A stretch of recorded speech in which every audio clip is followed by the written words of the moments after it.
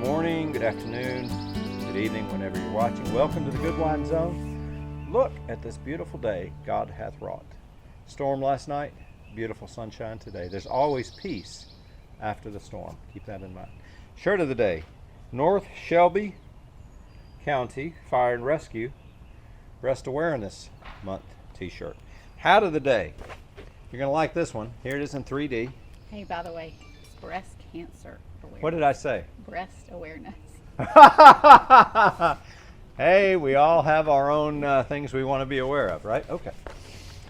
Hell Fire Department in the Cayman Islands. Hell Fire Department. Yes, I've been to Hell, and they have a fire department. There's a wonderful video I'll refer you to from a dude named Half Throttle, and check it out. It's called How to Choose Your Adventure Bike, or something like that, and he does a little comparison of KLRs and BMWs. And I will go ahead and spoil it. The bottom line is, he says, if you can do this to your bike, and he kicks over his KLR, and not cry about it because you still have to make payments on the thing, then you're okay. I thought today what we're going to talk about are the things that we have done to this beautiful KLR to get ready for the long way round Alabama adventure. When we bought this from Randy, kudos to you, Randy. I'm not using your last name because I don't have permission from you, but we'll put on there Randy.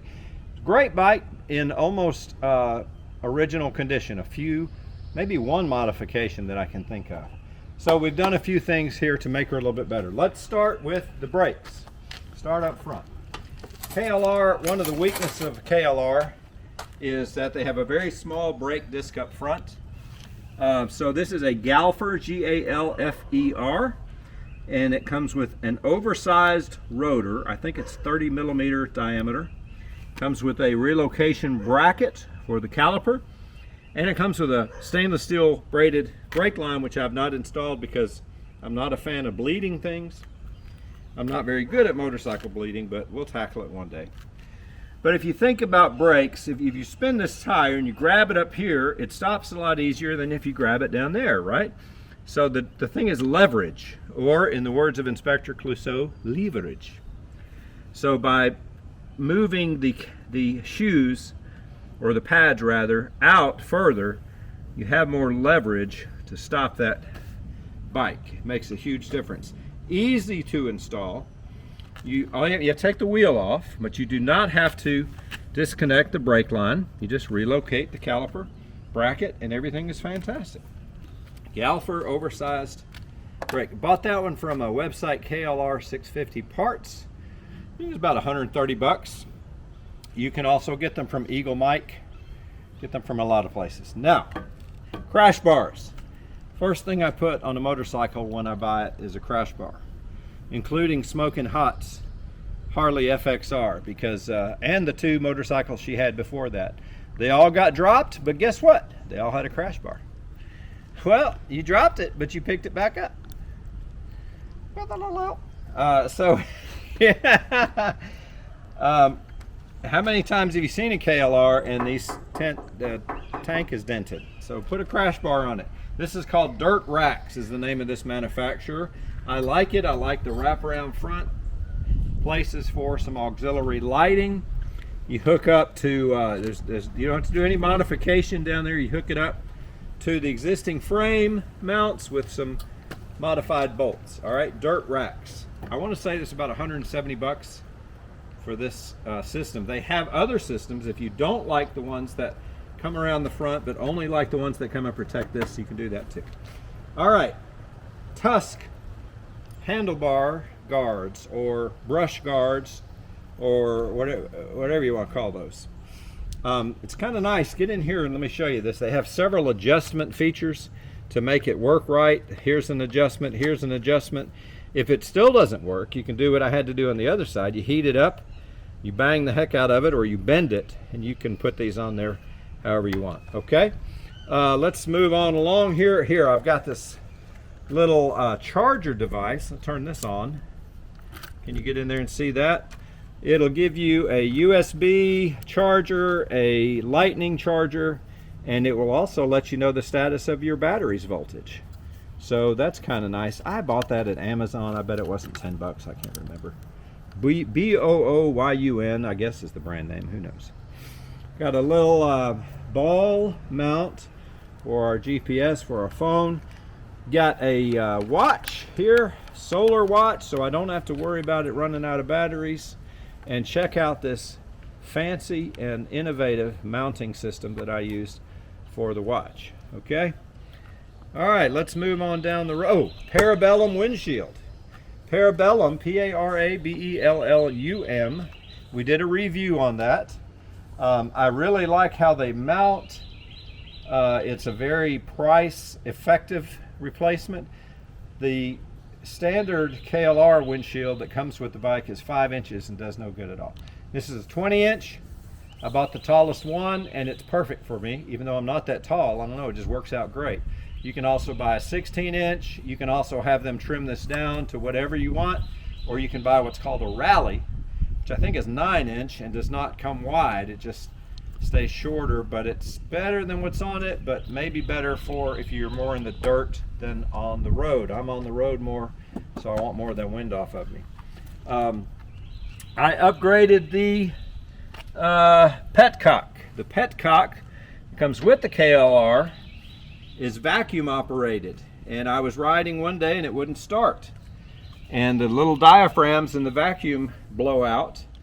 So for not much money at all, you put a manual one on there and you eliminate that problem forever. There's a little vacuum outlet on the carburetor that you plug up. Yeah, that's all you have to do. All right, let's see. Here we go. We got another rack. We got some side racks protecting the side plastic, and on the other side keeping your bags from burning on the muffler. This is from Precision Motorcycle Racks. Don't remember the cost, not too much, but I've had these before, so I really like those and wanted to go with the same thing. Let's walk around here to the other side of the bike.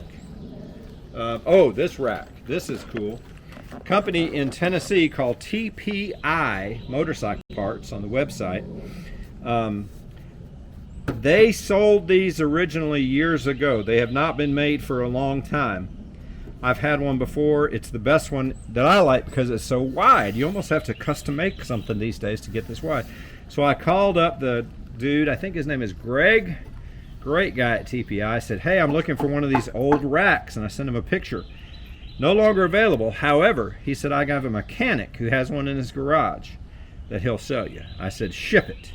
I really like that rack. I wish they'd make it again. I don't know who the manufacturer was.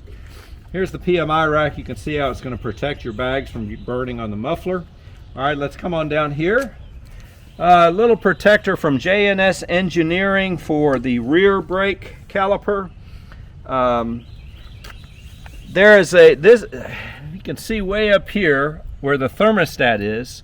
I've installed a thermostat or a radiator bypass, and it's called Thermobob. If you're into KLRs, you know what that is. It helps the KLR run at a more consistent temperature, which is going to allegedly keep your piston and your piston sleeve round rather than allow it to become oval shape, which causes you to burn oil. Okay, Thermobob. His website is Wattman, W-A-T-T man.com. Skid plate. This is from JNS Engineering. A lot of different skid plates. I like this the best. Good protection, well built. You still have access to your oil fill plug. You do not have any complications with at least the Dirtracks engine guard. And that's one thing that when I contacted them, I said, hey, do you know if this will work with Dirtracks? They said yes, because you'll see some other people out there that have had to modify their skid plate so that it does not conflict with their engine guard. Okay, so JNS Engineering, I want to say it was like maybe 129, something like that. What else have we got here? I think that may be all.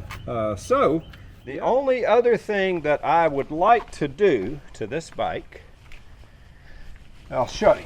Let me get on it here. When you're riding the KLR and you hit your brake, there's a lot of dipping. You see that dip? A lot of dipping, and these front forks are a little bit squishy. I would like to upgrade to a progressive fork system. So if we do that, that will be another review for another day. And I know you're impressed that I can get off of the bike by slinging my leg over this thing right here, because I am so flexible. All right, anything else you see there smoking hot? She's ready. Is she ready for an adventure? Yep. Are you ready for an adventure? Yep. Ha I'm ready for you to have an adventure. Oh, okay. Well, You still didn't give me an answer. so it's been great having you on the Good Wine Zone. We'll see you next time.